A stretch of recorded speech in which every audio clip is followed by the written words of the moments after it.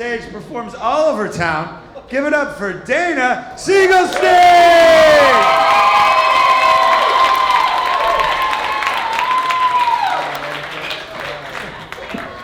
Oh yeah, you're hot, you're my cousin, you're hot, let's go! A very special shout out to my prom date for being here tonight. I got asked as a junior at the senior prom because I'm slutty. And it felt good, like we all knew what was going on. I didn't put out, or I don't tell people that I did, but you'll figure it out once you see him. When I showed my grandma the photo of the two of us, she was like, baby, my goodness. And I'm like, this is gonna be good. He looks like a Sri Lankan king. And you, my baby doll, look like a Persian princess. She lost her R's in the Bronx. So it made sense because he's from Sri Lanka, so it makes sense that if he were to go into royalty, he would be a Sri Lankan king. Me, on the other hand, I'm Jewish. I straightened my hair. So I was like, I just don't really get why you're calling me a Persian princess when you could just call me a Jewish princess. She's like, baby, you're always the biggest Jap in the room. Jewish American princess. So I took the compliment, something I'm good at. So my parents are divorced and they're here tonight. I feel like if I said that, people would be like, what do they look like? Are they ugly? And like, I don't need you saying that. Again, to your discretion. You guys are hot, I'm just kidding. So it was weird because when they got divorced, I had no idea it was gonna happen. You could say I'm a little bit oblivious or a little out of the loop. And so my entire town knew though. So it was like a big surprise party for Dana. So I would go to the bagel shop in the morning, like hungover as a 15-year-old. And it's like, my town starts early, but like we're like chugging Keystones at age 15. So we're in the bagel shop and you just like, you kind of act hungover even if you're not hungover. You're like, man. And then you're like, last night I let the party get the best of me. And then everyone walks in and you're like, last night was crazy. And you like accidentally told your crush that you love them and they act like they forgot it and you act like you forgot it. And then I go to like the bagel line to order and the guy who's obviously from my temple because Jewish geography, he pulls me aside. He's like, Dana, how's everything going with your parents? I'm like, what do you mean? You know, I'm a little caught off guard. But then I realized the economy is crashing. Oh my God, thank you for asking. We had to get a sedan. And he's like, this girl, you're going places. Not far though. Another thing, when they were like first announcing that they were getting divorced, they were like, so dad's gonna start sleeping in the basement. And I was like, oh, okay. They're like, so he can get up earlier for work. And I was like, my God, that makes sense. And you know what? He snores loud too. My mom's signing the papers. She's like, uh-huh, and what else? As New Yorkers, we love to pay a lot of rent. We love to be hot in terms of like sweatiness. I love like wiping my mustache when I'm talking to a cute boy. And it's just so funny because we choose to live here. We could live anywhere else.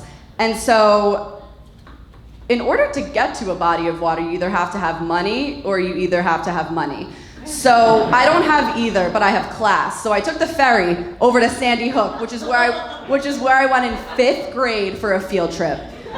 So I'm with all these people on the ferry, and I'm like, we have a lot in common. We're all poor. So we're on the ferry, and I'm like, God damn it, I'm excited, like with my JanSport backpack.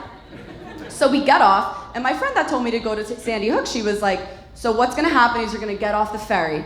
You're gonna walk across the parking lot and there's the ocean. Like, it's that easy. Staples, that was easy. So,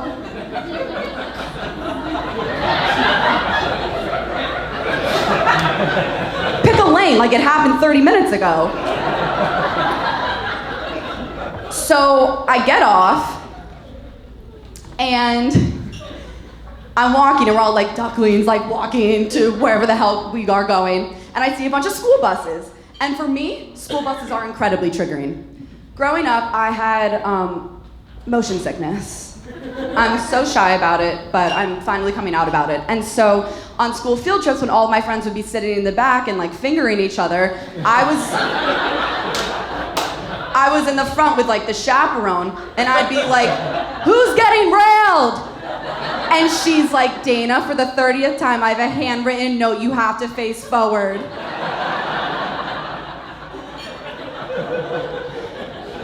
And then sometimes I come off with like a trash bag and it's full and I'm like, Mommy, I threw up. I'm like 24, still doing that. So again, we're walking like ducklings and the Sandy Hook Rangers are like, this away, ma'am. And I'm like, who are you? Like, are you getting paid for this? They're so happy.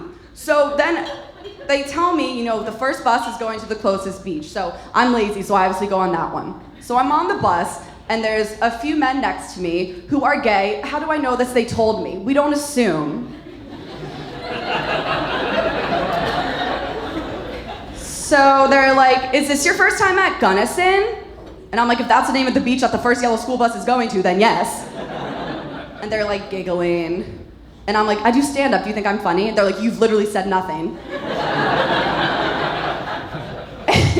And I'm like, oh yeah, so I'm going to Gunnison. And they're like, it's a nude beach, right? And I said no.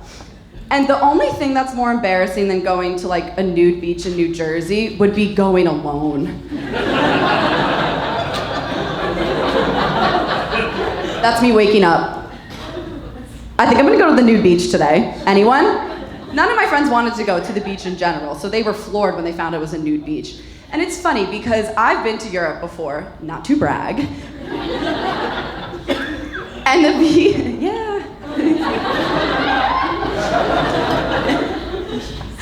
And the beaches there are gorgeous. Everyone's naked, but the best part is everyone's hot. So like, you're laying there and you're like, and they're looking at you like, this bitch is so ugly, like go back to your homeland. But I'm like, this is sick. So when you're doing it in Europe, you're like, this is so Euro. Like, I'm in a bath with naked people, this is so Euro. And then Sandy Hook Nude Beach is just so New Jersey. Like, nothing about it is classy.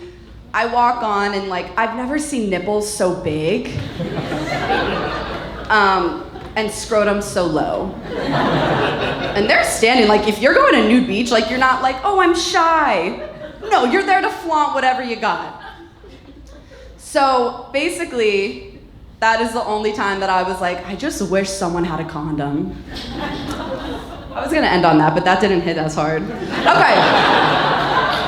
So I'll find stand-up comedy kind of bringing me to topics that I want to bring up in therapy, and vice versa. So like talking about my parents' divorce, I'm like, I want to bring that up. Like if I had a notepad up here, I would have written about it.